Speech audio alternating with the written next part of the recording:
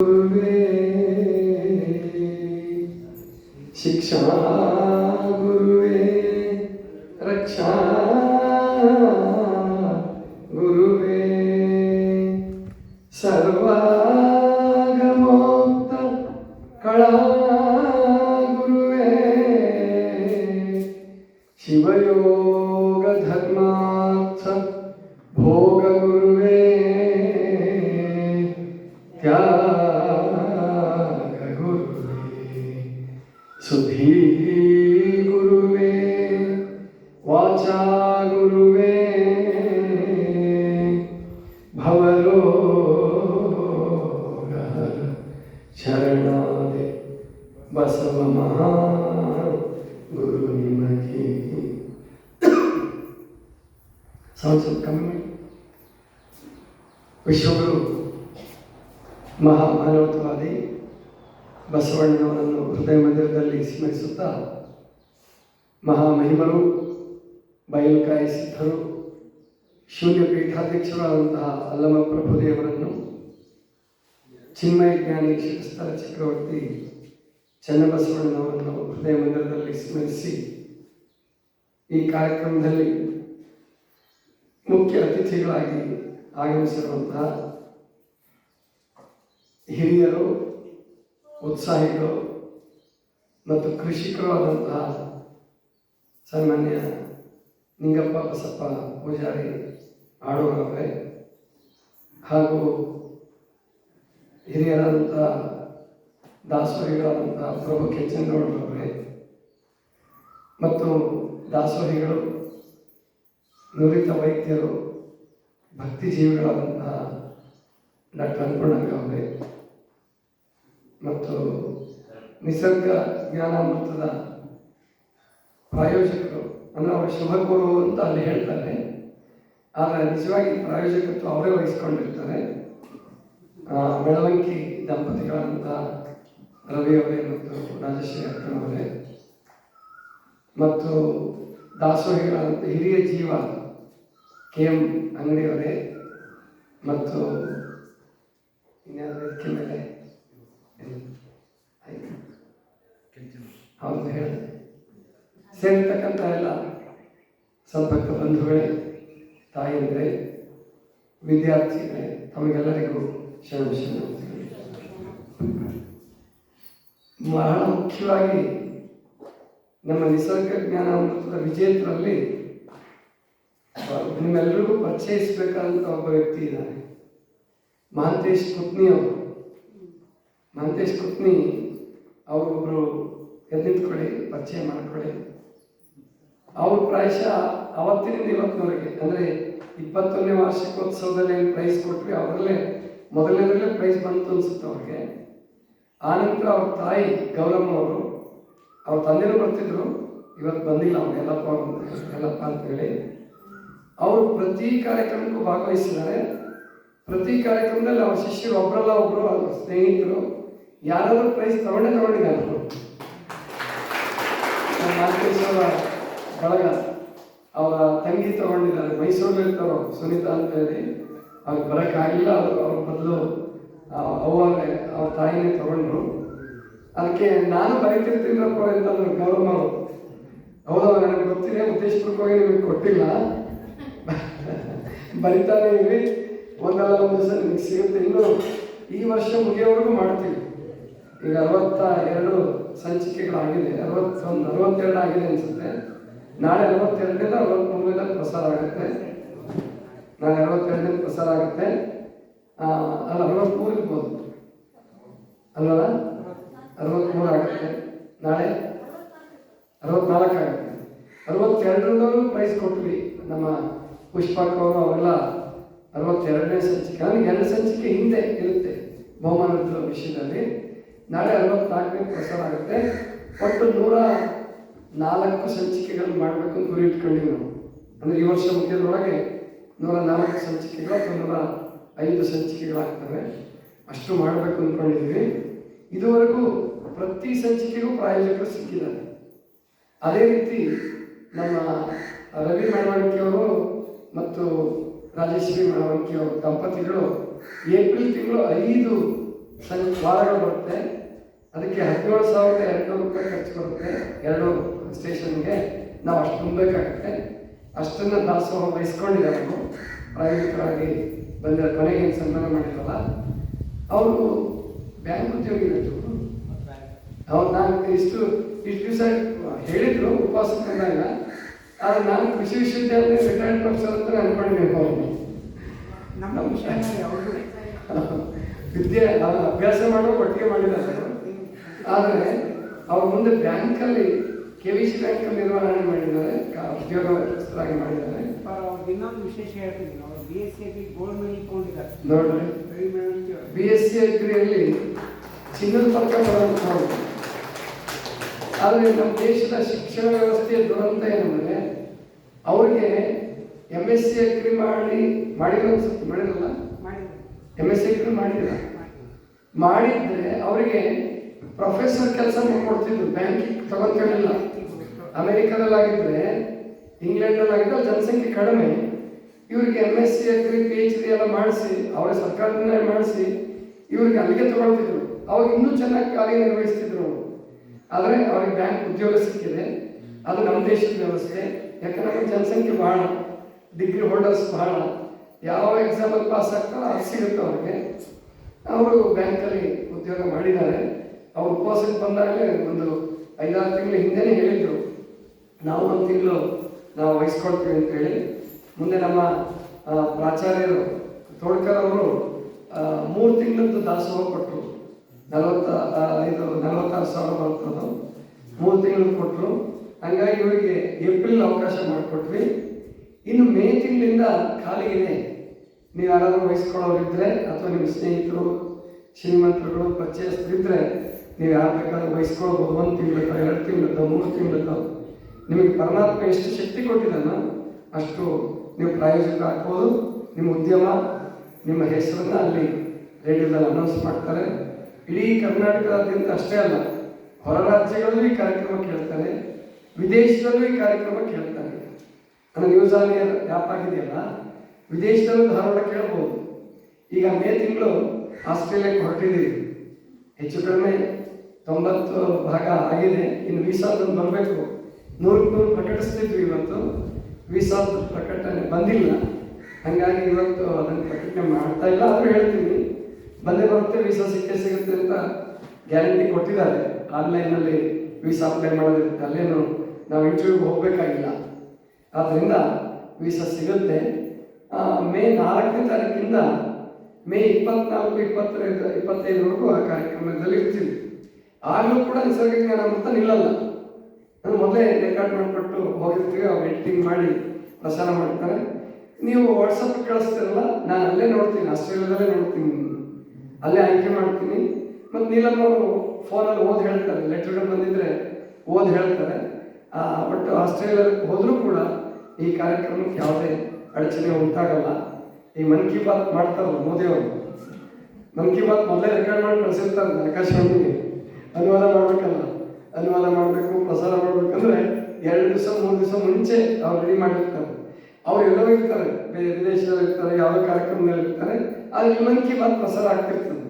ಅಂದರೆ ತಂತ್ರಜ್ಞಾನ ಎಷ್ಟು ಚೆನ್ನಾಗಿದೆ ನೋಡಿ. ನಾವೆಲ್ಲ ಕೆಲಸ ಮಾಡ್ತಿರ್ಬೋದು.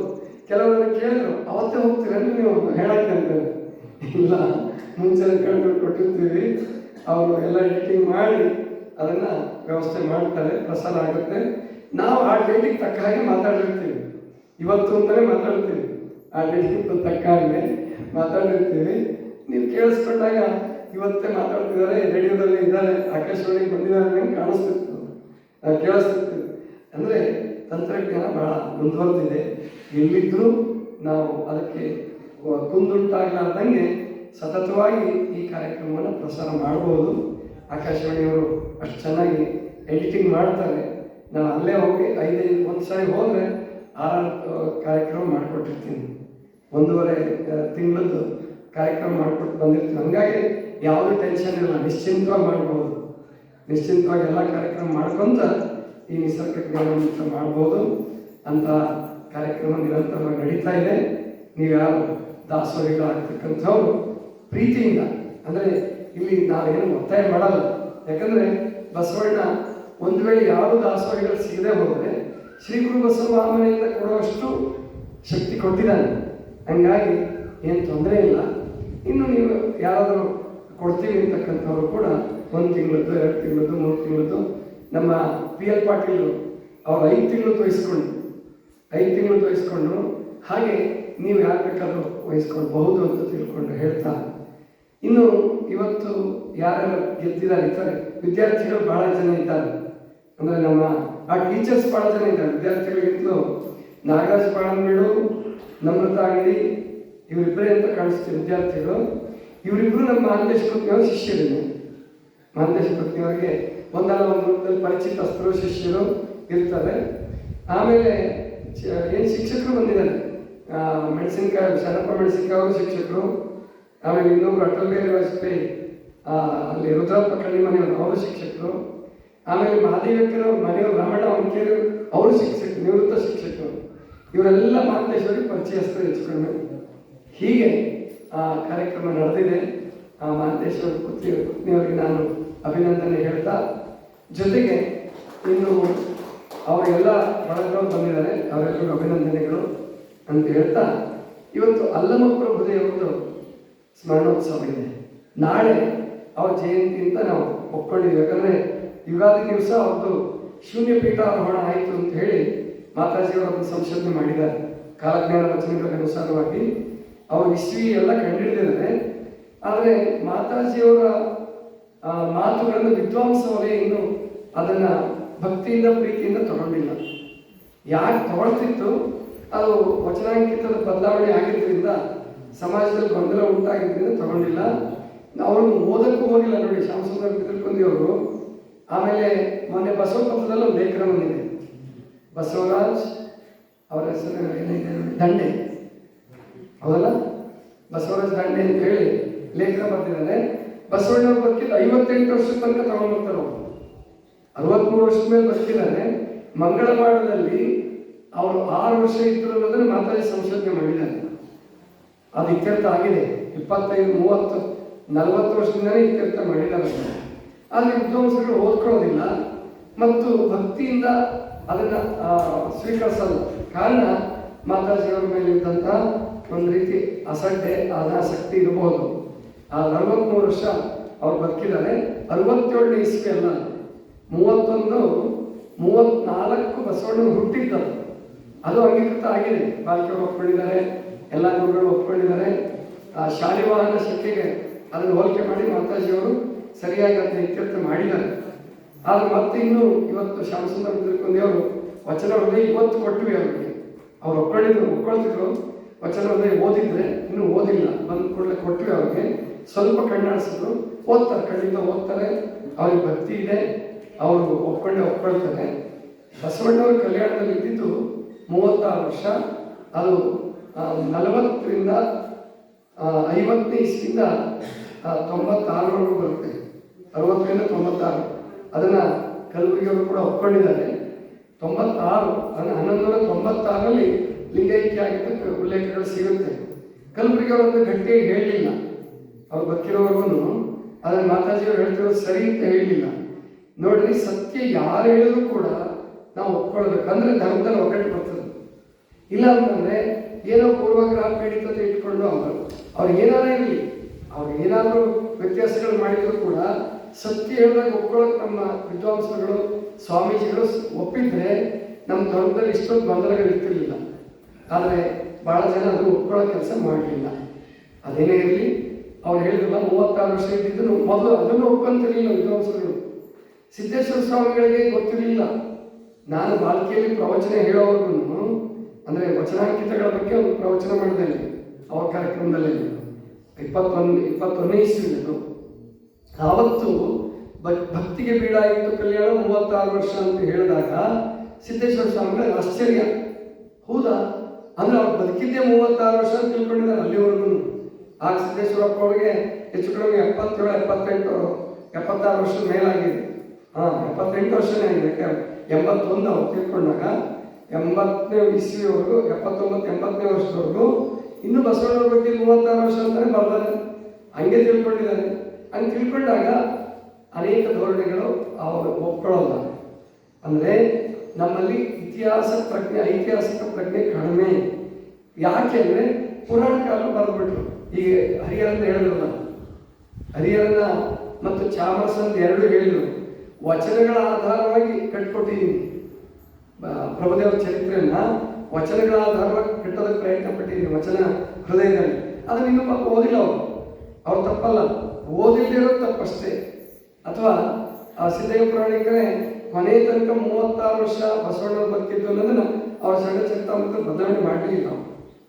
ಮಾಡಬೇಕಲ್ಲ, ಮುಂದಿನ ಮುದ್ರಣಗಳಲ್ಲಿ ಬದಲಾವಣೆ ಮಾಡಬೇಕು. ಅದನ್ನ ಪಾಶ್ಚಿಮಾತ್ಯರು ಅಥವಾ ಮಾತಾಜಿ ಅಂತವರು ಅಂಥವ್ರು ಬದಲಾವಣೆ ಮಾಡ್ತಿದ್ರು. ಆದರೆ ನಮ್ಮ ವಿದ್ವಾಂಸಗಳು ಬದಲಾವಣೆ ಮಾಡಲಿಲ್ಲ. ಆದ್ದರಿಂದ ಅದೇ ಧೋರಣೆಗಳು ಉಳ್ಕೊಂಡಿದ್ವು ಅಷ್ಟೇ.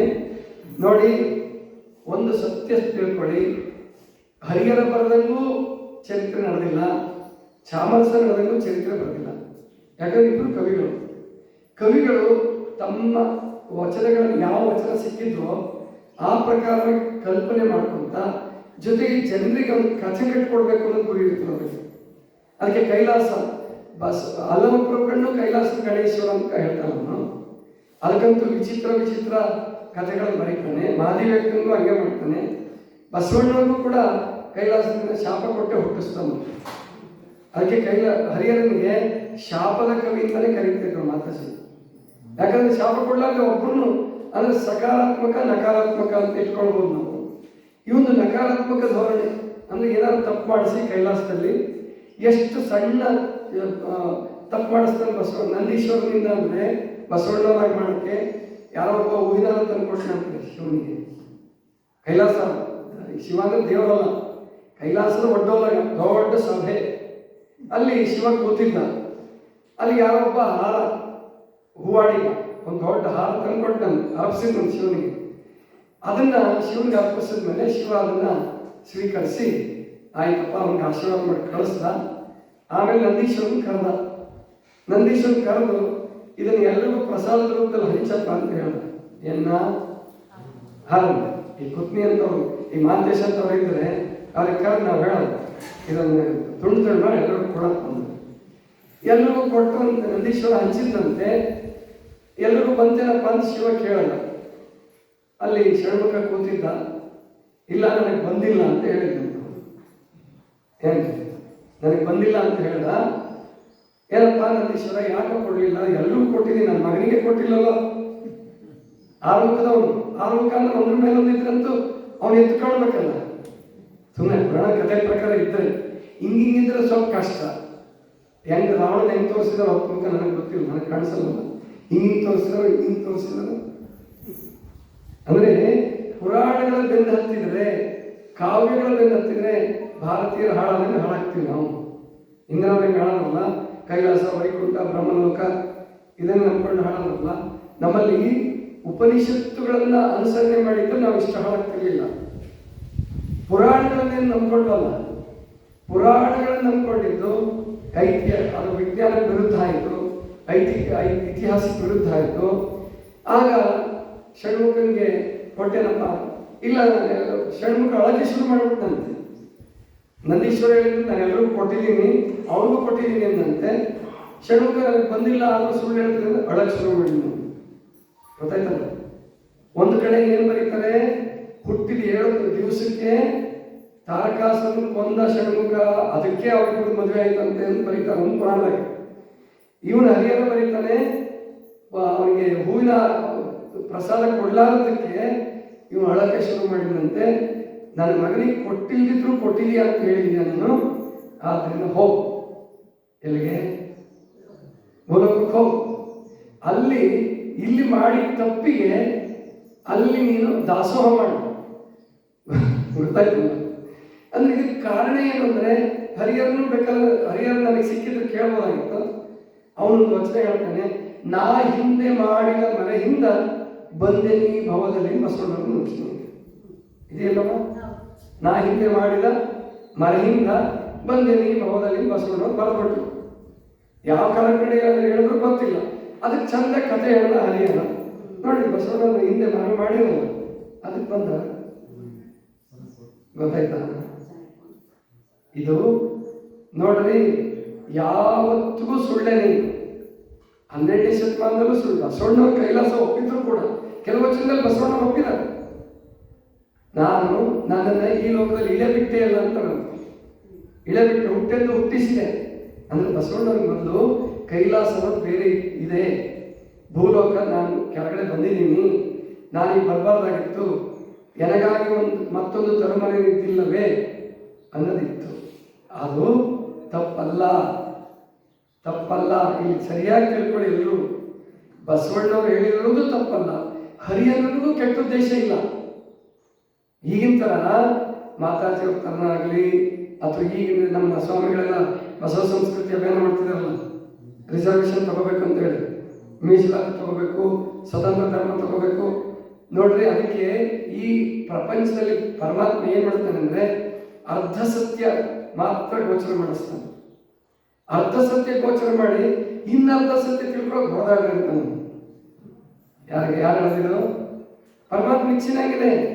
ಪ್ರಕೃತಿನಲ್ಲಿ ಹೊಡೆದಾಟ ಮಾಡಬೇಕು ಅನ್ನೋದೇ ಅವನ ಇಚ್ಛೆ. ಹೊಡೆದಾಡ್ರಿ, ಮತ್ತೆ ಹುಟ್ಟ್ರಿ, ನನಗಂಟೆ ಹೋಗ್ಬೇಕು. ನೀವು ಇರಾನ್ದಾಗಾರ ಹುಟ್ಟ್ರಿ, ಕತಾರ್ದಾಗಾರ ಹುಟ್ಟ್ರಿ, ಭಾರತದಾಗಾರ ಹುಟ್ಟ್ರಿ, ಎಲ್ಲಿ ಹುಟ್ಟಿದ್ರು ನಿಮ್ಗೆ ಅರ್ಧ ಸತ್ಯ ಮಾತ್ರ ಗೋಚರ ಮಾಡ್ತದೆ. ಇನ್ನು ಅರ್ಧ ಸತ್ಯ ಕಂಡುಕೊಳ್ಳೋಕೆ ನೀವು ಅಕ್ಕಮಹಾದೇವಿ ಆಗಬೇಕು, ಬಸವಣ್ಣ ಆಗಬೇಕು, ಬುದ್ಧ ಆಗಬೇಕು, ಮಹಾವೀರ ಆಗಬೇಕು. ನೀವು ಹೊಡೆದಾಡಿದ್ರೆ ಮಾತ್ರ ಅರ್ಧ ಸತ್ಯ ಗೊತ್ತಾಗುತ್ತೆ, ಪೂರ್ಣ ಆಗ್ತೀರಿ ನೀವು. ಇಲ್ಲ ಅಂದ್ರೆ ನಿಮಗೆ ಪೂರ್ಣ ಸತ್ಯ ತಿಳ್ಕೊಂಡು ಎಷ್ಟು ಜನ್ಮನಾದ್ರೂ ಹುಟ್ಟರಪ್ಪ ನೀವು. 100 ಜನ್ಮನಾರ ಹುಟ್ಟ್ರಿ, 200 ಜನ್ಮನಾರ ಹುಟ್ಟ್ರಿ, 1000 ಜನ್ಮನಾರ ತಗೊಳ್ರಿ, ನಮ್ದೇ ಗಂಟು ಅಂತ. ಯಾಕೆ? ಈ ಭೂಮಿ ಒಂದೇ ಅಲ್ಲ, ಈ ಭೂಮಿ ಇರೋದು ಅನಂತ ಕೋಟಿ ನಕ್ಷತ್ರಗಳಿದಾವೆ ಅಂದ್ರೆ ಆ ನಕ್ಷತ್ರಗಳಿಗಿಂತ ಹೆಚ್ಚು ಭೂಮಿ ಇರ್ಬೋದು, ನಮಗೆ ಗೊತ್ತಿಲ್ಲ ಅಷ್ಟೇ. ಅಲ್ಲಿ ಎಲ್ಲಿ ಬೇಕಾದ್ರೂ ಹುಟ್ಟಬಹುದು, ನೀವು ಏನು ಬೇಕಾದ್ರೂ ಆಡ್ಬೋದು. ಹೊಡೆದಾಡ್ರಿ ಅನ್ನೋದು ಪರಮಾತ್ಮ ಇಚ್ಛೆ. ಆದ್ರೆ ಗುರು ಹೇಳೋದೇನಪ್ಪ ಅಂದ್ರೆ ಹೊಡೆದಾಡ್ಬೇಡ್ರಪ್ಪ, ಬಡ್ದಾಡ್ಬೇಡ್ರಿ. ಯಾಕೆಂದ್ರೆ ಈ ಜನ್ಮ ಮತ್ತೆ ಸಿಗುತ್ತೆ ಅಂತ ಗ್ಯಾರಂಟಿ ಇಲ್ಲ ನಮಗೆ. ಇಲ್ಲೇ ಭೂಮಿ ಮೇಲೆ ಸಿಗುತ್ತೆ ಅನ್ನೋದು ಗ್ಯಾರಂಟಿ ಇಲ್ಲ. ಈ ಜನ್ಮ ಅಮೂಲ್ಯವಾದದ್ದಪ್ಪ. ಈ ಜನ್ಮ ಹೊಡೆದಾಡಕ್ಕೆ ಹೋಗ್ಬೇಡ್ರಿ. ಸಣ್ಣದಕ್ಕೆ ಆಸೆ ಮಾಡಬೇಡ್ರಿ. ನನಗೆ ಅದೇ ಆಶ್ಚರ್ಯ ಅನ್ಸೋದು. ಎಲ್ಲ ದೊಡ್ಡ ಬಸವ ಭಕ್ತರು ನಮಗೆ ಮೀಸಲಾತಿ ಬೇಕು, ನಮ್ಮನ್ನು ಹಿಂದಕ್ಕೆ ಸೇರ ಸರಿ, ನಾವು ಮುಂದುವರೆದವರು, ನಮಗೆ ಬಸವಣ್ಣ ಜಾತಿ ಅಳಿಸಿದ್ರು, ನಾವು ಧರ್ಮವಾಗಿ ಬದುಕಬೇಕಾದವರು. ಕಡೆಗೆ ಮಾತಾಡೋದು ಕೂಡ ರಿಸರ್ವೇಶನ್ ಸಿಗಲಿ ಅಂತ ಅಂದ್ಬಿಟ್ರಲ್ಲ. ಅಗತ್ಯ ಇಲ್ಲ. ಯಾಕೆಂದ್ರೆ ಸಿಗುತ್ತೋ ಬಿಡುತ್ತೋ ಗೊತ್ತಿಲ್ಲ. ಇನ್ನು 10 ವರ್ಷ ಹೋಗ್ಬೋದು, 20 ವರ್ಷ ಹೋಗ್ಬೋದು. ಅಷ್ಟರೊಳಗೆ ರಿಸರ್ವೇಶನ್ ಕ್ಯಾನ್ಸಲ್ ಆದ್ರೆ, ಮೀಸಲಾತಿ ಕ್ಯಾನ್ಸಲ್ ಆದ್ರೆ ಏನ್ ಮಾಡ್ತೀರಾ? ಯಾವ್ದು ನೀವು ಹೊಡೆದಾಡಿದ್ದೆಲ್ಲ ವ್ಯರ್ಥ ಅಲ್ಲ. ಅದಕ್ಕೆ ನಾವು ಸತ್ಯ ತಿಳ್ಕೊಳ್ಳೋಣ. ಕೈಲಾಸದ ಕಲ್ಪನೆ ಬಸವಣ್ಣವ್ರಿಗೆ ಇದ್ದಿದ್ದು ತಪ್ಪಲ್ಲ, ಹರಿಹರನಿಗೆ ಇದ್ದಿದ್ದು ತಪ್ಪಲ್ಲ. ಹರಿಹರನಿಗೆ ಇದ್ದಿದ್ದು ತಪ್ಪು. ಯಾಕಂದ್ರೆ ವಚನ ಓದಿಲ್ಲ, ಅವರು ವಚನ ಜಾಸ್ತಿ ಓದಿಲ್ಲ. ಸಿದ್ದರಾಮೇಶ್ವರ ಹೇಳ್ತಾರೆ, ರಾಘವಾಂಕ ಸಿದ್ದರಾಮೇಶ್ವರ ಚರಿತ್ರದಲ್ಲಿ, ಸಿದ್ದರಾಮ ಚಾರಿತ್ರದಲ್ಲಿ ದಿವಸಕ್ಕೆ 2 ಸಾರಿ ಕೈಲಾಸಕ್ಕೆ ಹೋಗಿ ಬರ್ತಿದ್ರು ಅಂತ ಬರ್ತಾನೆ. ದಿವಸಕ್ಕೆ 2 ಸಾರಿ ಕೈಲಾಸಕ್ಕೆ ಹೋಗಿ ಬರ್ತಿದ್ರು ಸಿದ್ದರಾಮೇಶ್ವರ ಅಂತ ಬರ್ತಾನೆ. ಆದ್ರೆ ಸಿದ್ದರಾಮೇಶ್ವರ ಕೇಳಿದ್ರು, ಅವ್ರು ಹೇಳ್ತಾರೆ, ಕೈಲಾಸ ಎಂಬುದೊಂದು ಹಾಳು ಬೆಟ್ಟ ಕಾಣಿರೋ, ಅಲ್ಲಿರುವ ಚಂದ್ರಶೇಖರನೊಬ್ಬ ಹೆಡ್ಡ ಕಾಣಿರೋ, ಅಲ್ಲಿರುವ ಗಣಗಳ ಮೈಗಳ್ಳರು ಕಾಣಿರೋ. ಕೈಲಾಸದ ಗೊಡವೆ ನಮಗೆ ಬೇಡ ಅಂತ ಸಿದ್ದರಾಮೇಶ್ವರ ಬರೀತಾರೆ. ಏನ್ ಮಾಡೋಣ ನಾವು ಇವಾಗ? ಏನ್ ಸಿದ್ದರಾಮ ರಾಘವಾಂಕ ಮಾತು ಕೇಳ್ಬೇಕಾ, ಸಿದ್ದರಾಮೇಶ್ವರ ಮಾತು ಕೇಳ್ಬೇಕಾ? ಯಾರ ಮಾತು ಕೇಳ್ಬೇಕ್ರಿ? ಸಿದ್ದರಾಮನ ಮಾತು ಕೇಳಬೇಕು, ರಾಘವಾಂಕನ ಮಾತಲ್ಲ. ಹರಿಹರನ ಮಾತು ಕೇಳ್ಬೇಕಾ, ಬಸವಣ್ಣನ ಮಾತು ಕೇಳ್ಬೇಕಾ? ಬಸವಣ್ಣನ ಮಾತಲ್ಲಿ ಅವರು ಪ್ರಾರಂಭಾವಸ್ಥೆಯಲ್ಲಿ ಬರೆದಿದ್ದ ವಚನ ತಗೋಬೇಕಾ, ಅವರು ಪರಿಪೂರ್ಣರಾದ್ಮೇಲೆ ಬರೆದ ವಚನ ತಗೋಬೇಕಾ ನಾವು? ಅವ್ರು ಕೂಡಲ ಸಂಗಮ ಬಿಟ್ಟು ಬಂದ್ಮೇಲೆ, ಕೂಡಲ ಸಂಗಮದಲ್ಲಿ ಸಾಕ್ಷಾತ್ಕಾರ ಆದ್ಮೇಲೆ ಮಾಡಿದ್ದಾರೆ, ಮೊದಲು ಸ್ಥಾವರಲಿಂಗ ಪೂಜೆ ಮಾಡಿಲ್ಲ ಅಂತಲ್ಲ, ಆ ವಚನ ಸಿಗ್ತಾರೆ. ಅವನು ತಗೋಬೇಕಾ? ಜಗದಗಲ ಮುಗಿಲಗಲ ಮಿಗೆಯಗಲ ನಿಮ್ಮ ತಗೋಬೇಕಾ? ಆಮೇಲೆ ನಿಮ್ಮ ಚಿದಾನಂದ ಮೂರ್ತಿ ಅವರು, ಕಲಬುರ್ಗಿ ಅವರು, ಆಮೇಲಿಂದ ಇವಾಗ ಬಂದಿದ್ದಲ್ಲ ಪಾಪ ಶಾಮಸುಂದರ ದೇವರು, ಇವರು ಹಳೆಯ ವಚನಗಳಿಗೆ ಅಂಟಿಕೊಂಡು ಬಾಲ್ಯದ ವಚನ ಬಾಲ್ಯದಲ್ಲಿ ಅಂಕಿತ ಇಟ್ಕೋಬೇಕು ಅಂತ ಗೊತ್ತಿಲ್ಲ ಬಸವಣ್ಣವ್ರಿಗಾಗಲಿ ಅಕ್ಕಮಹಾದೇವರಿಗೆ ಗೊತ್ತಿತ್ತು. ಆದರೂ ಕೂಡ ಅವರು ಹಿಂದಿನ ವಚನಗಳ ಭಾವನೆಯನ್ನು ಬಿಟ್ಟಿಲ್ಲ, ಅವರು ಸುಟ್ಟಿಲ್ಲ. ಅದು ಸುಟ್ಟಾಕ್ಬಿಟ್ರಪ್ಪ ಅಂದಿಲ್ಲ. ಯಾಕೆ? ಇದು ಕೂಡ ಪರಮಾತ್ಮ ಇಚ್ಛೆನೆ. ಯಾಕೆಂದ್ರೆ ಸತ್ಯವನ್ನು ಅರಸಬೇಕಾದ್ರೆ ನೀವು ಕಷ್ಟಪಟ್ಟು ಹುಡುಕಾಡಬೇಕು. ಎಲ್ಲದನ್ನೂ ಹೇಳ್ಕೊಟ್ಟಂಗೆ ವಚನಗಳೇ ತಗೊಂಡು ನೀವು ಹೆಸರು ಸಾಧನೆ ಮಾಡ್ತೀವಿ ಅಂತ. ಈಗೆಲ್ಲ ಸಾಧನೆ ಮಾಡೋದು ಇವಾಗಲೇ ಸಾಧನೆ ಮಾಡಬಾರ್ದು. ನಮ್ಗೆ ಯಾಕೆ ಬಿಡ, ನಮ್ಗೆ ಯಾಕೆ ಸಾಧನೆ ಬೇಕು? ನಾವು ಆರಾಮ್ ಕೆಲಸ ತಗೊಂಡಿವಿ, ನಾವು ಮದುವೆ ಮಾಡ್ಕೊಳ್ಳೋಣ, ನಾವು ಆರಾಮಿರೋಣ, ನಾವು ಚೆಂದಾಗಿರೋಣ, ಮನೆ ಕಟ್ಸೋಣ, ಮನೆ ಮೇಲೆ ಕಟ್ಸುವ ಬಾಡಿಗೆ ಕೊಡೋಣ. ಇದರಾಗಿದ್ದೀವಿ. ಸತ್ಯ ಅರಸ್ತಾ ಇಲ್ಲ.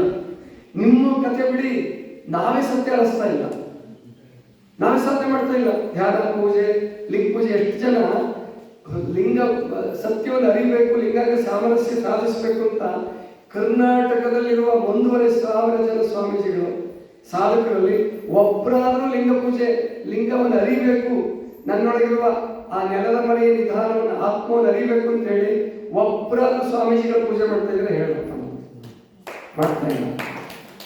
ಎಲ್ಲರಿಗೂ ಅದೇ ಚಿಂತೆ. ಮಠ, ಗುರುಕುಲ, ನಾನು ಈಗ ಅದೇ ಚಿಂತೆ ಮಾಡ್ತಾ ಇದ್ದೀನಿ. ಒಂದು ರೆಸಿಡೆನ್ಸಿಯಲ್ ಸ್ಕೂಲ್ ಮಾಡ್ಬೇಕಂತ ಹೇಳಿ ನಾನು ಅದೇ ಚಿಂತೆ ಮಾಡ್ತೀನಿ. ಆದರೆ ನಾನು ಅಟ್ಲೀಸ್ಟ್ ಆರೋಗ್ಯನಾದ್ರೂ ಕಾಪಾಡ್ಕೊತಾ ಇದ್ದೀನಿ. ಪ್ರತಿನಿತ್ಯ ಬೇಗ ಎದ್ದು ಚಿಂತನೆನಾದ್ರೂ ನಡೆಸ್ತಾ ಇದ್ದೀನಿ. ಅಂದ್ರೆ ಸ್ವಲ್ಪ ಆಧ್ಯಾತ್ಮಿಕತೆ ಉಳಿಸ್ಕೊಂಡಿದ್ದೀವಿ. 100% ಆಗ್ತಿದ್ರು ಒಂದು ಭಾಗದಾದ್ರೂ ಆಧ್ಯಾತ್ಮಿಕತೆ ಉಳಿಸ್ಕೊಂಡಿದ್ದೀವಿ. ಆದರೆ ಆಮೇಲೆ ಡಾಕ್ಟರ್ಗಳ ಹತ್ರ ಹೋಗಲ್ಲ. ಅಂದ್ಕೊಂಡಾಗ ನನಗೆ ಆತ್ಮೀಯರೇ ಯಾವ ಮಾತ್ರ ಕೇಳಿದ್ರು ಅವ್ರು ಬರ್ಕೊಟ್ಬಿಡ್ತಾರೆ, ಅವರೇ ತಂದು ಕೊಟ್ಬಿಡ್ತಾರೆ ಬೇಕಾದ್ರೆ. ಆದರೆ ಅವ್ರಿಗೆ ನಾನು ಉಪವಾಸ ಮಾಡಿಸ್ತೀನಿ, ಗೊತ್ತಾಯ್ತಲ್ವ? ಅವ್ರು ಉಪವಾಸ ಮಾಡಿಸ್ತೀನಿ. ಅವರು ಅಪ್ಪರೇ ನಿಮ್ಮ ಮಾರ್ಗದಲ್ಲಿ ನಾನು ನಡೀತೀನಿ ಅಂತ. ಡಾಕ್ಟರ್ ಮಾರ್ಗಕ್ಕೆ ನಾವು ಹೋಗೋದು ಬೇಡ, ಡಾಕ್ಟರ್ ನಮ್ಮ ಮಾರ್ಗಕ್ಕೆ ಕರ್ಕೊಳ್ಳೋಣ. ಅದು ಯಾವಾಗ ಸಾಧ್ಯ ಅಂದರೆ ಸಾಧನೆ ಮಾಡಿದಾಗ ಯಾವಾಗ ಸಾಧ್ಯ. ಇವತ್ತು ನಾವು ಸಾಧನೆ ನಿಂತ ಕ್ಷಣಕ್ಕೆ ಒಂದೇ ದಿವಸಕ್ಕೆ ಅಕ್ಕಮದೇವಿ, ಬಸವಣ್ಣ, ಅಲ್ಲಮಕ್ಕಳು ಆಗ್ಬಿಡಲ್ಲ. ನಾವು ಒಂದೇ ಜನ್ಮಕ್ಕೂ ಆಗಲ್ಲ. ನಾನು ಇನ್ನೂ 10 ಜನ್ಮ ಎತ್ತು ಬರ್ಬೋದೇನೋ ಈ ಜಗತ್ತಿನಲ್ಲಿ, ಬರ್ತೀನಿ. ನಾನು ಇನ್ನು 10 ಜನ್ಮ ಕೊಡಲಿ ದೇವರು, 20 ಜನ್ಮ ಕೊಡಲಿ, ನಾನು ಬೇಡ ಅನ್ನಲ್ಲ. ಯಾಕೆಂದ್ರೆ ನಾನು ರೂಟ್ ಸರಿಯಾಗಿ ಹೇಳ್ಕೊಂಡಿದ್ದೀನಿ, ಗೊತ್ತಾಯ್ತಲ್ವಾ? ನಮಗೆ ಬಸವಣ್ಣವ್ರ ವಚನಗಳು ಸರಿಯಾಗಿ ಅರ್ಥ ಆಗಿದೆ ಅಂತ ನಾನು ಅಂದ್ಕೊಂಡಿದ್ದೀನಿ. ಎಲ್ಲ ಬೆಳಗಿನ ವಚನಗಳಿಗೂ ನನಗೆ ಅರ್ಥ ಬರೆಯೋ ಶಕ್ತಿ ಇಲ್ಲ, ನನಗೆ ಗೊತ್ತು. ಆದರೆ ಒಂದೊಂದು ಕೆಲವು ಕಾಲ ಅರ್ಥ ಮಾಡಿಕೊಂಡು ನಾನು ಸಾಧನಾ ಪಥದಲ್ಲಿ ಸ್ವಲ್ಪ ನಾನು ನಡೀತಿದ್ದೀನಿ. ಅದಕ್ಕೆ ಕಣ್ಣಿಲ್ಲಿದ್ದರೂ ಕೂಡ, ಕಣ್ಣಿಲ್ಲೇ ಇದ್ರೂ 54ನೇ ವರ್ಷದೊಳಗೇನೆ ಇಷ್ಟು ಸಾಧನೆ ಮಾಡೋಕ್ಕಾದ್ರೆ ಯಾಕೆ ಸಾಧ್ಯ ಆಗಿದೆ? ಆರೋಗ್ಯದಾದ್ರೂ ಯಾಕೆ ಸಿಕ್ಕಿದೆ? ಪ್ರಕೃತಿ ಪರಿಸರ ಕಾಪಾಡಿಕೊಂಡು ಹೋಗ್ಬೇಕು ಅನ್ನೋದು, ಮತ್ತು ನಿಮ್ಮೆಲ್ಲರಿಗೂ ಒಂದು ಆನಂದದ ಮಾರ್ಗ, ಸಂತೋಷದ ಮಾರ್ಗ ತೋರಿಸೋ ಶಕ್ತಿ ಯಾಕೆ ಬಂದಿದೆ ಅಂದರೆ ಸರಿಯಾದ ಮಾರ್ಗದಲ್ಲಿ ಇದ್ದೀನಿ ನಾನು. ಆದರೆ ಬಹಳ ಜನ ಮಾರ್ಗ ತಪ್ಪಿಸ್ಕೊಂಡಿದ್ದೀರಾ, ಮಾರ್ಗ ತಪ್ಪಿಸ್ಕೊಂಡಿದ್ದಾರೆ. ದೊಡ್ಡ ಸ್ವಾಮಿಗಳು ಇಲ್ಲೇ ಧಾರವಾಡದಲ್ಲಿ ಉತ್ತರ ಕೊಟ್ಬಿಟ್ರು. ಕಾಯಕವೇ ಕೈಲಾಸ ಅಂತ ಬಸವಣ್ಣವ್ರು ಹೇಳಿ ಬಂದ್ರಿ. ಬಸವಣ್ಣವ್ರು ಯಾವ್ದಾರ ವಚನದಲ್ಲಿ ಇದೆಯಾ ಅಂತ ಒಬ್ಬ ಹುಡುಗ ಪ್ರಶ್ನೆ ಮಾಡಿ, ಆ ಹುಡುಗ ಕೇಳೋದು ತಪ್ಪಲ್ಲ, ಯಾಕಂದ್ರೆ ಪಾಪ ಆ ಹುಡುಗ ವಚನ ಹೌದು, ಬಸವಣ್ಣವ್ರ ವಚನದಲ್ಲಿ ಯಾವುದರಲ್ಲೂ ಕಾಯಕವೇ ಕೈಲಾಸ ಅಂತ ಹೇಳಿರೋ ವಚನ ಸಿಕ್ಕಿಲ್ಲ. ಆದ್ರೆ ಸಂಪ್ರದಾಯ, ಜಾನಪದ, ಪುರಾಣ ಎಲ್ಲರೂ ನಂಬ್ಕೊಂಡು ಬಂದಿರೋದು ಕಾಯಕವೇ ಕೈಲಾಸ ಪ್ರಜ್ಞೆ ಕೊಟ್ಟವ್ರು ಯಾರು? ಬಸವಣ್ಣವರೇ ಕೊಟ್ಟಿದ್ದು. ಆಯ್ದಕ್ಕಿ ಲಕ್ಕಮ್ಮನ ವಚನದಲ್ಲಿ ಬಂದಿದೆ, ಮೊಳಿಗೆ ಮರೆಯುವ ವಚನದಲ್ಲಿ ಬಂದಿದೆ, ಆಯ್ದಕ್ಕಿ ಮರೆಯುವ ವಚನದಲ್ಲಿ ಬಂದಿದೆ. ಆದರೆ ಒಬ್ಬ ಜಾನಪದ ಕವಿ ಹೇಳ್ತಾನೆ, ಕಾಯಕವ ಕಲಿಸುವುದಕ್ಕೆ ನಾಯಕನ ಬಸವಣ್ಣ, ಜೀಯ ಹೊಸ ಮತಕ್ಕೆ ಶಿವಭಕ್ತಿ, ಸಾರುವುದಕ್ಕೆ ರಾಯ ಜೀವನದ ಹೊಸ ನುಡಿ. ಹೊಸ ಮತ ಕೊಟ್ಟು ಬಸವಣ್ಣ ಜಾನಪದ ಕವಿ ಹೇಳ್ತಾನೆ. ಈ ಪದ್ಯ ಸ್ವಾಮಿ ಗೊತ್ತೇ ಇಲ್ಲ. ಮತ್ತು ದೊಡ್ಡ ಸ್ವಾಮಿಗಳು ಆ ಬಸವ ಸಂಸ್ಕೃತಿ ಅಭಿಯಾನದ ಬಹಳ ಮುಖ್ಯ ವಕ್ತಾರರು ಅವರು. ಬಾಲ್ಕೆಪ್ಪ ಅವ್ರ ಮುಖಂಡರಾದ್ರೆ, ಪಂಡಿತರಾದ್ರೆ ವಕ್ತಾರರು. ಇವರೇ ಪಂಡಿತರಾದ್ರೆ ಹೇಳಿದ್ದಿದ್ದ ಇಲ್ಲ, ಬಸವಣ್ಣವ್ರ ಯಾವ ಚಂದಾಗ ಬಂದಿಲ್ಲ, ಅದಕ್ಕೆ ಕಾಯಕ ಕೈಲಾಸ ಬಸವಣ್ಣರಲ್ಲ ಅಂತ ಹೇಳ್ಬಿಟ್ಟು ಏನು ಮಾಡ್ತೀವಿ? ನೆನಕ್ಕೆ ಹೋಗಿ ಎಷ್ಟು ದಿವಸ ಕಾಲದವರು ಇಂಥ ಅಂದರೆ ಅಭ್ಯಾಸ ಮಾಡಲಾರದ್ದು. ಮತ್ತು ಅವರಿಗೆ ಒಂಥರ ಕಮ್ಯುನಿಸ್ಟ್ ಥರ ಇರೋರು, ಹುಡುಗರನ್ನ ಎಲ್ಲ ವಿದ್ವಾಂಸರನ್ನ ಸೇರಿಸ್ಕೊಂಡು ಕಮ್ಯುನಿಸ್ಟ್ ಥರ ಇರ್ತಾರೆ. ಮತ್ತು ಕಾಲಕ್ಕೆ ಪತ್ರಕರ್ತರು ಅವ್ರಿಗೆ ಬೈತಾರೆ. ಮತ್ತೆ ಏನು ಮಾಡಬೇಕು? ಅವ್ರು ಬೈಬೇಡ ಹೇಳಬೇಕಾ? ಅದಕ್ಕೆ ನಾವಿಲ್ಲಿ ತಿಳ್ಕೋಬೇಕು, ಯಾವಾಗಲೂ ಸತ್ಯ ಸಾಕ್ಷಾತ್ಕಾರ ಆಗೋವರೆಗೂ ನಾವೊಂದು ಹಂತಕ್ಕೆ ಬರೋರು ಮಾತಾಡಕ್ಕೆ ಹೋಗಬಾರ್ದು, ಸುಮ್ಮನೆ ಸಿಕ್ಕಂಗೆ ಮಾತಾಡಕ್ಕೆ ಹೋಗಬಾರ್ದು. ನಾವು ಸತ್ಯವನ್ನು ಅರ್ಥ ಮಾಡ್ಕೊಳ್ಳೋಕೆ ಮೊದಲು ಪ್ರಯತ್ನ ಪಡಬೇಕು. ನನಗೆ ಸತ್ಯ ಸಿಕ್ಕಿಲ್ಲ ಅನ್ನೋದು ಗೊತ್ತಿರಬೇಕು. ಅವರಿಗೆ ನಾನು ಸತ್ಯ ಕಂಡುಬಿಟ್ಟಿದ್ದೀನಿ ಅನ್ನೋ ಭ್ರಮೆಯಲ್ಲಿ ಇರ್ತಾರೆ. ಏನು ಮಾಡ್ಬೇಕು ನಾವು? ಅದಕ್ಕೆ ಸತ್ಯವನ್ನು ಕಂಡುಕೊಳ್ಳೋದು ತುಂಬ ಕಠಿಣ ಇದೆ. ಹರಿಹರ ಹೇಳಿ ಸತ್ಯ ಅಲ್ಲ, ಆದರೆ ಹರಿಹರ ಕೆಟ್ಟವನಲ್ಲ. ಚಾಮರಸ ಹೇಳಿ ಸತ್ಯ ಅಲ್ಲ, ಆದರೆ ಚಾಮರಸ ಕೆಟ್ಟವನಲ್ಲ. ಆದರೆ ವಚನಗಳನ್ನ ಹಿಡ್ಕೊಂಡು ನಾವು ಹೊರಟಾಗ ಅನಿಮಿಷಯ್ಯನವರ ಹತ್ರ ಲಿಂಗ ತಗೊಂಡಿದ್ದು ಅಲ್ಲಮ ಪ್ರಭುಗಳು ಪ್ರಾರಂಭದಲ್ಲ. ಆಮೇಲೆ ಹರಿಹರ ಅನಿಮಿಷಯ್ಯನ ಕಲ್ಯಾಣಕ್ಕೆ ಕರ್ಕೊಂಡೆ ಬರಲ್ಲ, ಆದರೆ ಅನಿಮಿಷಯ್ಯನವ್ರು ಕಲ್ಯಾಣಕ್ಕೆ ಬಂದಿದ್ದಾರೆ. ಅನಿಮಿಷಯ್ಯನವರು ನೀಲಮ್ಮವ್ರು ಕಂಡಿದ್ದಾರೆ, ಅನುಭವ ಮಂಟಪದಲ್ಲಿ ಇದ್ರು ಅನಿಮಿಷಯ್ಯನವರು. ಹಾಗಾದ್ರೆ ಪ್ರಭುದೇವರಿಗೆ ಲಿಂಗ ಹೆಂಗೆ ಸಿಕ್ತು ಗೊತ್ತಿಲ್ಲ, ಆದ್ರೆ ಅನಿಮಿಷಯ್ಯನವರೇ ಲಿಂಗ ಕೊಟ್ಟರು. ಮಣ್ಣ ಮನೆಯ ದೇಗುಲದಲ್ಲೊಂದು ಲಿಂಗವ ಕಂಡೆ ಅಂತ ಹೇಳ್ತಾರೆ, ನಿಜ ಅಲ್ಲ. ಆದರೆ ಇವ್ರು ಹೇಳುವಾಗೆ ಈಗ ಹೇಳಲ್ಲ, ಹೊತ್ತು ಮಣ್ಣು ನೆಂದ್ಬಿಟ್ಟಿತ್ತು, ಸುಳ್ಳಲ್ಲ. 10 ಮಣ್ಣು ನೆಂದಿಲ್ಲ, ಅಲ್ಲಿ ಕಳಶನೂ ಕಾಣಿಸಿಲ್ಲ. ಇದು ಹರಿಹರನ ಕಲ್ಪನೆ. ಹುಚ್ಚಿಡ ಅಂದ್ರೆ ಶ್ಯಾಮಸುಂದರ ಕುಂದಿಯವರು ತಪ್ಪು ಹೇಳ್ತಾ ಇಲ್ಲ, ಅವ್ರಿಗೆ ಕೆಟ್ಟ ಉದ್ದೇಶ ಇಲ್ಲ. ಶ್ಯಾಮಸುಂದರ ಕುಂದಿಯವರಿಗೆ ಹರಿಹರ ಬರ್ದಾನೆ ಹುಚ್ಚರಾಗ್ಬಿಟ್ಟಿದ್ರಂತೆ. ನಿಮ್ಮ ಕಾಮಲತೆ ಸತ್ತಾಗ ಅಲ್ಲಮ್ಮ ಪ್ರಭುದೇವರು ಹುಚ್ಚರಾಗ್ಬಿಟ್ಟಿದ್ರು. ಹಂಗಾಗಿ ಎಷ್ಟೋ ಜನ ಹುಡುಗರು ಹುಚ್ಚರಾಗ್ತಿದಾರಲ್ರಿ. ಎಷ್ಟೋ ಜನ ಹುಡುಗಿ ಕೈ ಕೊಟ್ಟಿದ್ದಕ್ಕೆ ವಾಟ್ಸಪ್ ಅಲ್ಲಿ ಬೇರೆಯವ್ರು ಫ್ರೆಂಡ್ ಮಾಡ್ಕೊಂಡು ಹುಚ್ಚಾಗಿದಾರಲ್ಲ, ಮತ್ತೆ ಅವ್ರಿಗೂ ಇಷ್ಟು ಲಿಂಗ ಕೊಟ್ಟು ಅಲಂಕಾರ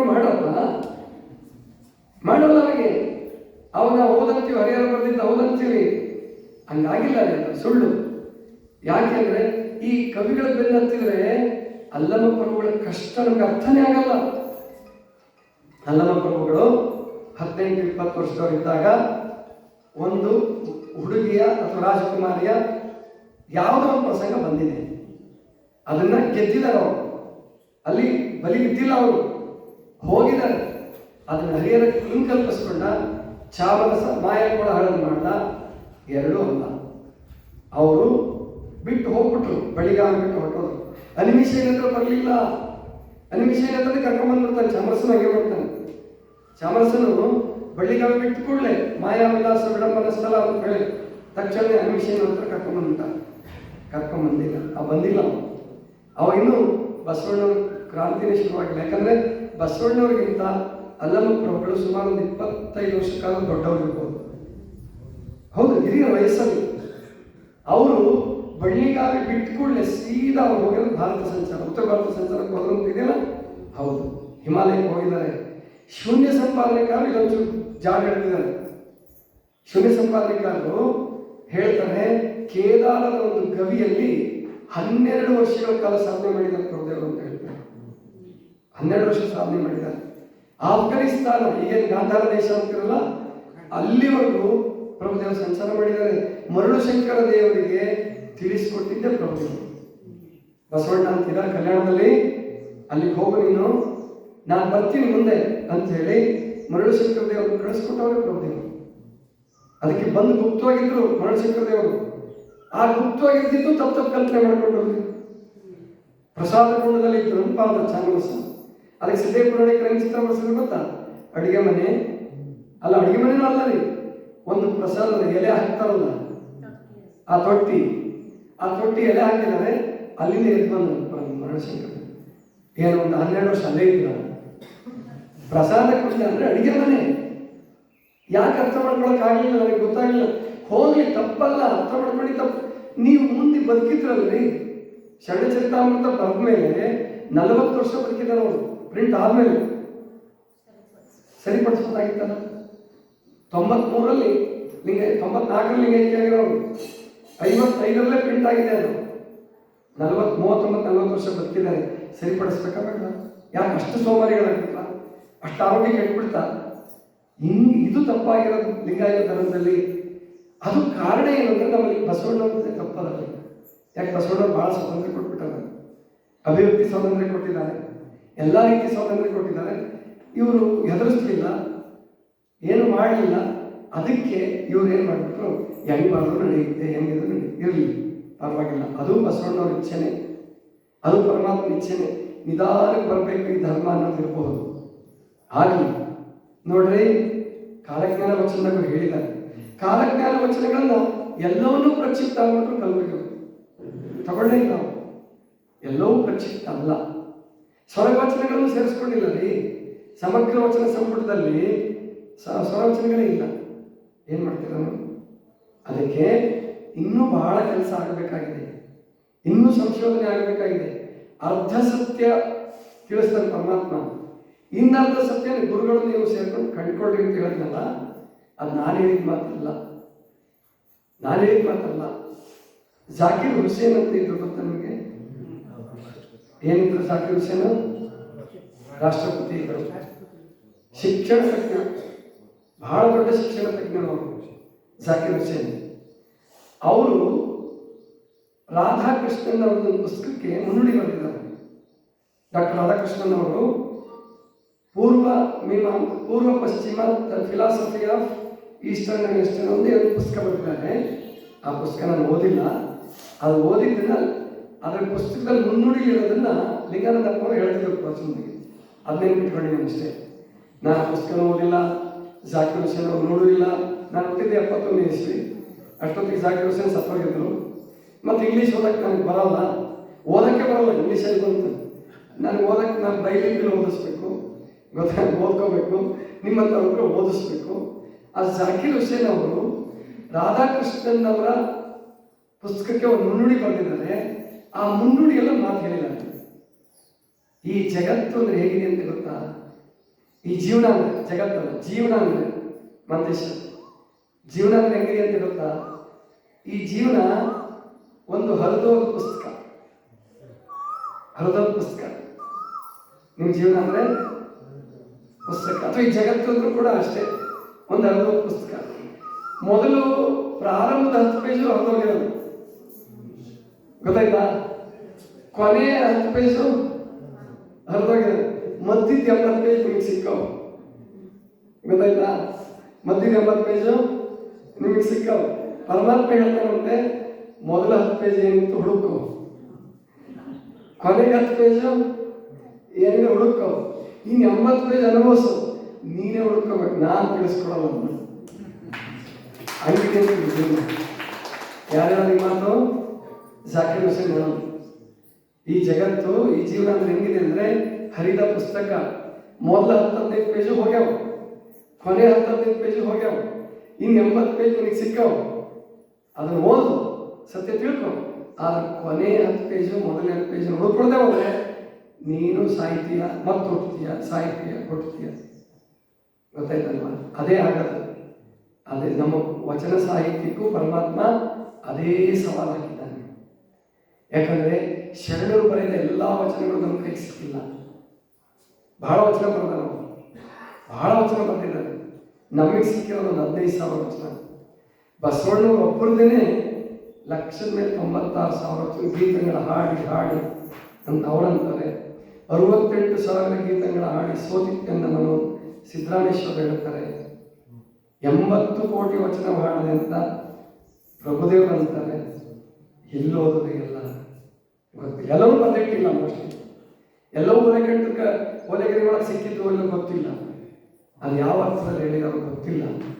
ಆದರೆ ನಾವು ಹುಡುಕೋಬೇಕು, ಸತ್ಯ ತಿಳ್ಕೋಬೇಕು.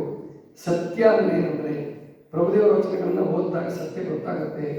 ಏನು ಅಂದರೆ, ಅವರು ಮೊದಲು ಕಷ್ಟಪಟ್ಟು ಬಯಲು ಕಾಯ ಸಿದ್ಧಿ ಮಾಡ್ಕೊಂಡಿದ್ದಾರೆ.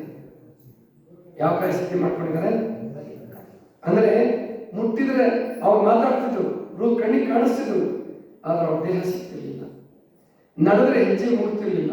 ಇಂಥ ಸಿದ್ಧಿಯನ್ನ ಪ್ರಭುದೇವರು ಪಡ್ಕೊಂಡಿದ್ದಾರೆ, ಅದರಲ್ಲೇ ಸಂಶಯ ಇಲ್ಲ. ಆದರೆ ಈ ಸಿದ್ಧಿ ಅನಿಮಿಷಯ್ಯನವ್ರ ಹತ್ರ ಬರೋದ್ರೊಳಗೆ ಇತ್ತು ಅವರಿಗೆ. ಇದನ್ನು ಬಹಳ ಜನ ತಪ್ಪು ತಿಳ್ಕೊಂಡ್ರು. ಲಿಂಗ ಸಿಕ್ಕ ಕೂಡಲೇ ಆ ಸಿದ್ಧಿ ಬಂತು ಅಂತ ತಿಳ್ಕೊಂಡ್ರು. ಅದಕ್ಕೆ ಪ್ರಾರಂಭದಲ್ಲಿ ಹರಿಹರ ಲಿಂಗ ಕೊಡಿಸ್ದ, ಹುಚ್ಚರಾಗಿದ್ದಂತೆ. ಲಿಂಗ ಕೊಟ್ಟ ಕೂಡಲೇ ಜ್ಞಾನಿಗಳಾಗ್ಬಿಡ್ತಂತೆ. ಯಾರು ಹೇಳಿದ್ರು? ಹರಿಹರ. ಚಾಮರಸ ಹೇಳೋದೇನೆಂದ್ರೆ, ಅವರು ಹುಟ್ಲೇ ಇಲ್ಲ. ಚಾಮರಸನ ಕಥೆ ಇನ್ನೂ ಅದ್ಭುತ ಇದೆ. ಅವನು ವಿಚಿತ್ರ ಮಾಡ್ತಾನೆ, ಅಯೋನಿ ಜನ ಹುಡ್ಸಕ್ಕೆ ಪ್ರಯತ್ನ ಪಡ್ತಾನೆ. ನಿರಹಂಕಾರಿ ಸುಜ್ಞಾನಿ ಮಕ್ಕಳಿರಲಿಲ್ಲ, ಮಕ್ಕಳು ಬೇಕು ಅಂತ ತಪಸ್ಕೋರಂತವರು ತಪಸ್ ಮಾಡ್ತಾ ಇದ್ರಂತೆ ಕಾಡಲ್ಲಿ. ಆವಾಗ ಸಮಾಧಿ ಸ್ಥಿತಿಯಲ್ಲಿದ್ದಾಗ ತೊಡೆ ಮೇಲೆ ಒಂದು ಮಗು ಬಂತು.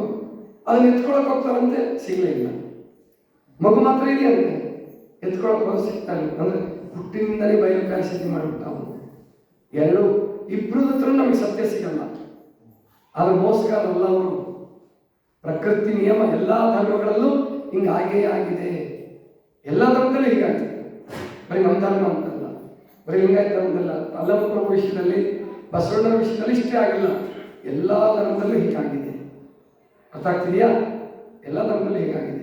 ಹಾಗಾದರೆ ಸತ್ಯ ಏನು ಅಂದರೆ, ನೀವು ಈಗ ಸತ್ಯ ತಿಳ್ಕೊಬೇಕಂದ್ರೆ ಅವರು ಯೋನಿಜರೇ. ಅಲ್ಲಮ ಪ್ರಭು ಯೋನಿಜರೇ. ಅವ್ರ ತಾಯಿ ತಂದೆಗಳ ಹೆಸರು ಸತ್ಯವಾಗಿ ಗೊತ್ತಾಗಿಲ್ಲ. ನಿರಹಂಕಾರಿ ಸುಜ್ಞಾನಿ ಅನ್ನೋದು ಕಲ್ಪನೆ. ಹರಿಹರ ಅಂತೂ ಹೆಸರು ಹೇಳಲ್ಲ. ನಾಗವಾಸಾಧಿಪ ಅಂತ ಅಷ್ಟೇ ಹೇಳ್ತಾನೆ, ಅಂದರೆ ನೃತ್ಯ ಸೇವೆಯಲ್ಲಿದ್ರು ಅವರಪ್ಪ ಅಂತ ಅಷ್ಟೇ ಹೇಳ್ತಾನೆ. ಆದರೆ ಇನ್ನು ಅವ್ರ ತಾಯಿ ತಂದೆ ಹೆಸರು ಹರಿಹರ ಹೇಳಲ್ಲ. ಅಕ್ಕ ಮಹಾದೇವಿ ತಾಯಿ ತಂದೆ ಹೆಸರು ಹರಿಹರ ಹೇಳಲ್ಲ. ಶಿವಭಕ್ತ ಅಂದ್ಬಿಡ್ತಾನೆ ಅಷ್ಟೇ. ಇವನು ಸುಮತಿ ನಿರ್ಮಾಣ ಶಕ್ತಿ ಅಂತಾನೆ, ಸುಜ್ಞಾನಿ ನಿರಹಂಕಾರ ಅಂತಾನೆ. ಮಾಯಾದೇವಿ ತಂದೆ ತಾಯಿಗಳು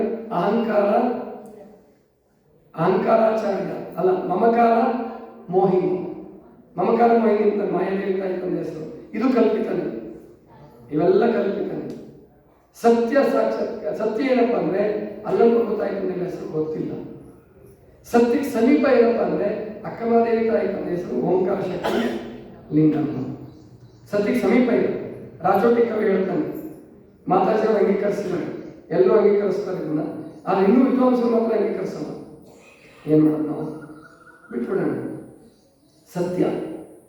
ಸತ್ಯ ಏನಪ್ಪ ಅಂದರೆ ಅಲ್ಲಮ ಪ್ರಭು ಅವತಾರ ಪುರುಷರಂತೂ ಸತ್ಯ. ಆದರೆ ಚಾಮರಸ ಹೇಳೋದು ನಿರಾಕಾರವಾಗಿ ಹುಟ್ಟಲಿಲ್ಲ. ಅವರು ಮಗುವಾಗಿ ಹುಟ್ಟಿದರು, ಬೇಗ ಬೆಳೆದರು, ಬೇಗ ಜ್ಞಾನಿ ಆದರು. ಕಪಿಲ ಋಷಿ 5 ವರ್ಷದ ಮಗು ಇದ್ದಾಗಲೇ ಜ್ಞಾನಿಯಾಗಿದ್ದ. ಕಪಿಲ ಋಷಿ ಸಾಂಖ್ಯರ ಪ್ರತಿಪಾದಕ. ಧ್ರುವ 5 ವರ್ಷಕ್ಕೆ ತಪಸ್ಸಿಗೆ ಹೋದ ಅಂತ ಓದ್ತೀವಿ ನಾವು. ಹಾಗೆ ಅಲ್ಲಮ ಪ್ರಭುಗಳು ಸಣ್ಣದಲ್ಲೇ ಬಾಲ್ಯಾವಸ್ಥೆಯಲ್ಲೇ ಮಹಾಜ್ಞಾನಿಯಾಗಿದ್ದರು. ಆಮೇಲೆ 18 ವರ್ಷದವರೆಗೂ ಕಲೆನೂ ಕಲಿತಾರೆ, ಎಲ್ಲದೂ ಆಗುತ್ತೆ. ಮುಂದೆ ಪರೀಕ್ಷಾ ಸಮಯ ಬಂದಾಗ ಬೇಡ, ಭೂಮಿ ನಿನ್ನದಲ್ಲ, ಹೇಮ ನಿನ್ನದಲ್ಲ, ಕಾಮಿನಿ ನಿನ್ನವಳಲ್ಲ, ಇವು ಜಗಕ್ಕಿಕ್ಕಿದ ವಿಧಿ ನಿನ್ನೊಡನೆ ಎಂಬುದು ಇದು ಅವಾಗ ಅನಿಸಿದೆ. ಅವ ಯೋಚನೆ ಮಾಡಿದ್ರು ಅಂತಲ್ಲ, ಅನಿಸಿದೆ. ಬಿಟ್ಟು ಹೊರಟರು, ಹಿಮಾಲಯಕ್ಕೆ ಹೋದರು, ಸಾಧನೆ ಮಾಡಿದ್ರು. ಅದಕ್ಕೊಂದು ಸಾಕ್ಷಿ ಸಿಗುತ್ತೆ. ತಪವೆಂಬುದು ತಗಹು ಹೇಳ್ತಾರೆ. ತಪಸ್ಸು ಮಾಡಿದ್ರು, ಕಠಿಣವಾದ ತಪಸ್ಸು ಮಾಡಿದಂತೆ ಈ ವಚನದಲ್ಲಿ ಗೊತ್ತಾಗ್ತದೆ. ತಪವೆಂಬುದು ತಗಹು. ಆಮೇಲೆ ಶೀಲವೆಂಬುದು ಕಠಿಣ ಘೋರ. ಆಮೇಲೆ ಪ್ರತಿಜ್ಞೆ ಎಂಬುದು, ಪ್ರಮಾಣ ಎಂಬುದು ಪ್ರಾಣಘಾತಕ ಅಂತ ಒಂದು ವಚನ ಬರುತ್ತೆ. ಆ ವಚನ ನನಗೆ ಬಾಯಿ ಬರ್ತಾ ಇಲ್ಲ. ಅದನ್ನ ವಚನ ಒಂದೇ ನಿಮಗೆಲ್ಲ ಕೊಟ್ಟಿದ್ದೀವಲ್ಲ, ಓದಿ ಅದನ್ನ ತಿಳ್ಕೊಳ್ಳಿ. ಒಂದು ವೇಳೆ ಬಹುಮಾನಿತರಿಗೆ ವಚನ ಹೃದಯ ಸಿಕ್ಕಿಲ್ಲ ಅಂದರೆ ವಚನ ಹೃದಯ ಇಸ್ಕೊಳ್ಳಿ. ಬಹುಮಾನ ಪಡೆದುಕೊಂಡವ್ರಿಗೆ ವಚನ ಹೃದಯ ಇಟ್ಟಿಲ್ಲ ಅಂತ ಇಟ್ಕೊಳ್ಳಿ, ಕೇಳಿಸ್ಕೊಳ್ಳಿ. ವಚನ ಹೃದಯ ಕೊಡ್ತಾರೆ, ಹಂಗೆ ಕೊಡ್ತಾರೆ.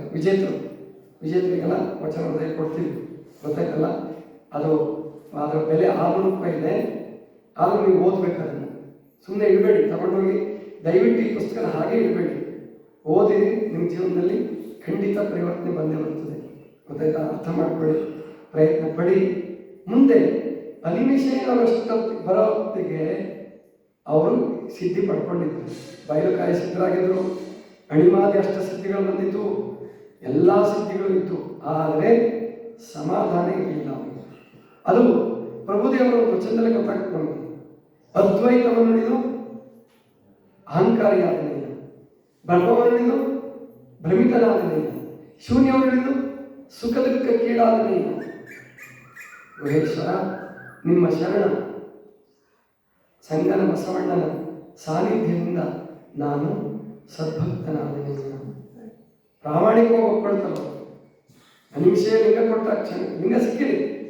ಆದರೆ ನಾನು ಏನೇನೋ ಸಾಧಿಸಿದ್ದೆ, ಅದ್ವೈತ ಸಾಧಿಸಿದ್ದೆ, ನಿಶೂನ್ಯ ಸಾಧಿಸಿದ್ದೆ, ಬಯಲುಕಾಯಿ ಸಿದ್ಧಿನೂ ಸಾಧಿಸಿದ್ದೆ, ನಾನು ಸದ್ಭಕ್ತ ಆಗಿರಲಿಲ್ಲಪ್ಪ ಅಂದ್ರೆ ಪ್ರಭುದೇವ ದೊಡ್ಡತನ, ಬಹಳ ದೊಡ್ಡತನ ಅಂದ್ರೆ ಬಸವಣ್ಣ ಸದ್ಭಕ್ತಿ ಪಥವನ್ನು ತೋರಿಸಿದ್ರು ನನಗೆ. ಆದರೆ ಬಸವಣ್ಣನ ಪರೀಕ್ಷಿಸಿದ್ದು ನಿಜ. ಅವರು ಬಸವಣ್ಣ ಪ್ರಭುದೇವರನ್ನ ತಮ್ಮ ಪ್ರಾಣಲಿಂಗ ಅಂತ ಹೇಳ್ತಾರೆ. ನನ್ನ ಪ್ರಾಣಲಿಂಗ ಪ್ರಭುದೇವರು ಅಂತ ಹೇಳ್ತಾರೆ. ಅಷ್ಟರ ಮಟ್ಟಿಗೆ ಅವರು ಬಸವಣ್ಣವನ್ನು ಒಪ್ಕೊಳ್ತಾರೆ. ಅವರಿಬ್ಬರನ್ನ ಅರ್ಥ ಮಾಡ್ಕೊಳ್ಳೋದು ಕಷ್ಟ ಬಿಡಿ. ವಿದ್ವಾಂಸರಿಗಂತೂ ಅರ್ಥನೇ ಆಗಲ್ಲ, ನಮಗೂ ನಿಮಗೂ ಅರ್ಥ ಆಗೋದು ಕಠಿಣ. ಅವರ ಪ್ರಭುದೇವರು ಬಸವಣ್ಣವ್ರ ಸಂಬಂಧ ಬಹಳ ಕಠಿಣ ಇದೆ. ಬಸವಣ್ಣವ್ರನ್ನ ಅರ್ಥ ಮಾಡ್ಕೊಳ್ಳೋದು ನೀವು ವಚನಗಳ ಯಾವುದೋ ಒಂದು ವಚನ ಇಟ್ಕೊಂಡು ನಾವು ಬಸವಣ್ಣನ ಅರ್ಥ ಮಾಡ್ಕೊಳ್ಳೋಕ್ಕಾಗಲ್ಲ. ಆದ್ದರಿಂದ ವಚನವನ್ನು ಓದಿ, ವಚನ ಹೃದಯವನ್ನು ಓದಿ. ನೀವು ವಚನ ಓದಕ್ಕೆ ಹೋದ್ರೆ ಅರ್ಥ ಆಗಲ್ಲ ನಿಮಗೆ. ವಚನ ಹೃದಯವನ್ನು ಓದಿ ಆಮೇಲೆ ವಚನಗಳನ್ನು ಓದಕ್ಕೆ ಹೋಗಿ ಅಂತ ತಿಳ್ಕೊಂಡು ಹೇಳ್ತಾ, ಎಷ್ಟು ಹೇಳಿದ್ರು ಮುಗಿಯುವಂಥದ್ದಲ್ಲ. ನಿಮಗಿಂತ ಜಾಸ್ತಿ ನನಗೆ ಹಸಿವಾಗಿದೆ. ಯಾಕಂದ್ರೆ ಬೆಳಿಗ್ಗೆ ಬರೀ ಹಣ್ಣು ತೊಗೊಂಡಿದ್ದೀನಿ. ಹಣ್ಣು ತೊಗೊಂಡಾಗ ಜಾಸ್ತಿ ಹಸಿವಾಗುತ್ತೆ, ಗೊತ್ತಾಯ್ತಲ್ವ? ಅದಕ್ಕೆ ನನಗೂ ಹಸಿವಾಗಿದೆ, ನಿಮಗೂ ಗ್ಯಾರಂಟಿ ಹಸಿವಾಗಿದೆ. ಅದಕ್ಕೆ ಭಾಳ ಜಗ್ಗದ್ದು ಬೇಡ. ನಾವು ತಿಳ್ಕೊಂಡಿರೋ ಅಷ್ಟೇ ಸತ್ಯ ಅಲ್ಲ, ನಾವು ತಿಳ್ಕೊಂಡಿರೋ ಅಷ್ಟೇ ಸತ್ಯ ಅಲ್ಲ. ಸತ್ಯವನ್ನು ಉಳ್ಕೋಣ, ಪರಮಾತ್ಮನ ಕೃಪೆಯನ್ನು ಪಡೆಯೋಣ, ಗುರುವನ್ನು ಪಡೆಯೋಣ. ಮೊದಲು ಗುರುಗಳು ಸಿಗದೆ ಹೋದರೆ ನಮಗೆ ಸತ್ಯ ಸಾಕ್ಷಾತ್ಕಾರ ಸಿಗಲ್ಲ, ಆಗಲ್ಲ. ದೀಕ್ಷೆ ಪಡೆಯದೆ ಹೋದರೆ ನಮಗೆ ಸತ್ಯ ಸಾಕ್ಷಾತ್ಕಾರ ಆಗಲ್ಲ ಅಂತ ತಿಳ್ಕೊಂಡು ಹೇಳ್ತಾ, ಸತ್ಯವನ್ನು ಹುಡುಕುವ ಪ್ರಯತ್ನ ಮಾಡೋಣ ಅಂತ ಹೇಳ್ತಾ, ಇವತ್ತು ದಾಸೋಹಿಗಳು ನಮ್ಮ ಕೆ ಎಂ ಅಂಗಡಿಯವರು, ನಮ್ಮ ಪ್ರಭುಗೌಡರು, ಕೆಂಚನಗೌಡರು ಮತ್ತು ಕಮಲಮ್ಮ ಅಡಿಸಿಯವ್ರು ಬಂದಿಲ್ವೇನೋ ಅನಿಸುತ್ತೆ. ಇನ್ನು ಬರಲಿಲ್ಲ ಅಂತ ಕಾಣುತ್ತೆ. ಅವ್ರು ಬರಬೇಕಾಗಿತ್ತು. ಮೊನ್ನೆ ಬಂದು ಹೇಳಿದ್ರು, ಅವ್ರ ಹೆಸರೇನೋ ಹಾಕೋ ಉದ್ದೇಶ ಇರಲಿಲ್ಲ. ಕೊನೆಯ ಗಳಿಗೆಯಲ್ಲಿ ನನಗೆ ಬಂದು ಹೇಳಿದರು, ಅಪ್ಪರೇ ಇದು ಎಲ್ಲೂ ಹೆಸರು ಹಾಕಬೇಡ್ರಿ, ಸುಮ್ಮನೆ ಒಂದು ಸ್ವಲ್ಪ ಇದೆ ದಾಸೋಹಕ್ಕೆ, ಇಷ್ಟು ಇಟ್ಕೊಳ್ರಿ ಅಂತ ಹೇಳಿಕೊಟ್ರೆ ಎಣಿಸಿದ್ರೆ ಅದು ಎಷ್ಟಿತ್ತು ಅಂದ್ರೆ 20,000 ರೂಪಾಯಿ ಇತ್ತು. ಅಂಥ ದಾಸೋಹಿಗಳು ಕೊಡ್ತಾರೆ ಅಂತ ಇಷ್ಟೆಲ್ಲ ದೊಡ್ಡದಾಗಿದೆ. ಮತ್ತು ನಾವೇಕೆ ದುಡಿಯೋಕೆ ಹೋಗೋಣ, ನೀವು ಕೊಟ್ಟಿದ್ದೇನೆ ಮಾಡೋದು. ಅದಕ್ಕೆ ನಿಮಗೆಲ್ಲ ಇಷ್ಟೆಲ್ಲ ಮಾಡಲಿಕ್ಕೆ ಆಗಿದೆ. ಅದಕ್ಕೆ ಇವತ್ತು ನಿಮಗೆ ಸ್ಪೆಷಲ್ ಪ್ರಸಾದ ಮಾಡಿಸಿದ್ದೀವಿ. ನಾಳೆ ನಿಮ್ಮ ಮನೆಯಲ್ಲಿ ಇಷ್ಟು ಚೆನ್ನಾಗಿ ಪ್ರಸಾದ ಮಾಡ್ಕೊತೀರ ಅಂತ ಇವತ್ತಿನ ನಿಮಗಿಂತ ಚೆನ್ನಾಗಿ ಉಳಿಸ್ಬೇಕು ನಿಮಗೆ ಅಂತ ಹೇಳಿ ನಾವು ಪ್ರಯತ್ನ ಪಟ್ಟಿದ್ದೀವಿ. ನೋಡೋಣ, ನೀವು ಉಂಡ್ಮೇಲೆ ಹೇಳ್ಬೇಕಲ್ಲ. ಅದಕ್ಕೆ ವಿಶೇಷ ಪ್ರಸಾದ ಮಾಡಿಸಿದ್ರು. ನೀಲಮ್ಮ, ಲತಕ್ಕ ಎಲ್ಲ ಸೇರಿ, ಎಲ್ಲ ನಮ್ಮ ಅನ್ಸೂಯಮ್ಮವರು, ರಾಮೇಶ್ವರು, ನಮ್ಮ ನೀಲಮ್ಮ ಕಲ್ಕಿರಿ, ಇನ್ನೊಬ್ಬರು ಬಂದಾರ, ಎಲ್ಲರೂ ಸೇರಿ ಒಳ್ಳೆ ಅಡುಗೆ ಮಾಡಿದ್ದಾರೆ. ನಿಧಾನಕ್ಕೆ ಊಟ ಮಾಡಿ, ಕೂತ್ಕೊಂಡು ಊಟ ಮಾಡಿ. ಬಫೆ ಸಿಸ್ಟಮ್ ಏನು ಬೇಡ ಅನಿಸುತ್ತೆ, ಕಡಿಮೆ ಜನ ಇದ್ದೀರಾ, ಕೂತ್ಕೊಂಡೇ ನೀಡಿಸ್ಕೋಬೋದು. ಹಾಗೆ ನೀಡಿಕೊಂಡು ಎಲ್ಲರೂ ಸಮಾಧಾನವಾಗಿ ಹೊಟ್ಟೆ ತುಂಬ ಊಟ ಮಾಡಿರಿ. ನಮ್ಮ ವಿದ್ಯಾರ್ಥಿ ಮಿತ್ರರು ಬಂದಿದ್ದಾರಲ್ಲ, ಅವ್ರಿಗೆ ಹೊಟ್ಟೆ ತುಂಬ ಉಳಿಸ್ರಿ, ಗೊತ್ತಾಯ್ತಲ್ಲ? ಅವಸರ ಮಾಡಬೇಡಿ ಅಂತ ತಿಳ್ಕೊಂಡು ಹೇಳ್ತಾ, ಎಲ್ಲ ದಾಸೋಹಿಗಳಿಗೆ, ಎಲ್ಲ ವಿಜೇತರಿಗೆ, ಎಲ್ಲ ಅತಿಥಿಗಳಿಗೆ ಎಲ್ಲರಿಗೂ ಶುಭವಾಗಲಿ ಅಂತ ಹಾರೈಸಿ ನನ್ನ ಮಾತುಗಳನ್ನು ಮುಗಿಸ್ತಾ ಇದ್ದೀನಿ. ಸರ್ವರಿಗೂ ಶರಣ.